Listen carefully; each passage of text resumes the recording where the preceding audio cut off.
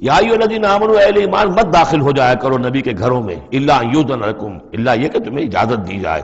الی طعام غیر ناظرین اناہ، کھانے کے لیے اگر تمہیں بلایا جائے تو ایسا نہ ہو کہ پہلے ہی جا کے دھرنا مار کر بیٹھ جاؤ کہ کھانا تیار ہو رہا ہے تو بیٹھے ہوئے وہاں۔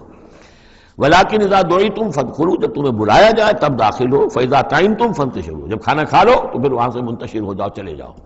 ولا مستانسین لحدیث، اور وہاں بیٹھ نہ رہو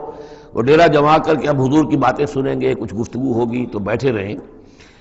ان ذالکم کان یؤذی النبی، یہ چیز نبی کے لیے ایذا کی باعث تھی، انہیں تکلیف پہنچا رہی تھی۔ وہی جو پرائیویسی ہے گھر کی، اب اس میں یہ ہے کہ کوئی آ گیا ہے اور دھرنا مار کے بیٹھا ہوا ہے، اور حضور کی مروت ہے، حضور شرافت کی وجہ سے کچھ کہہ بھی نہیں سکتے ہیں، اور ظاہر بات ہے وہ کوئی ایک ایک کنال کے اور ایک ایک ایکڑ کے گھر تو تھے نہیں، وہ چھوٹا سا کوئی ایک حجرہ ہے۔ اب اسی میں بعض اوقات ایسا ہوتا تھا کہ حضرت عائشہ کے حجرے میں کوئی شخص آ گیا ملنے کے لیے، اس نے اذن چاہا تو حضور نے بلا لیا، تو حضرت عائشہ ذرا پیٹھ موڑ کر بیٹھ گئی، اپنی کمر ادھر کر دی، کوئی چادر اوپر لے لی، اور کہاں جگہ تھی وہاں پر، وہیں پر آ کر وہ شخص آ کے اپنی بات کرتا تھا پھر چلا جاتا تھا۔ تو فرمایا کہ یہ چیزیں جو ہے یہ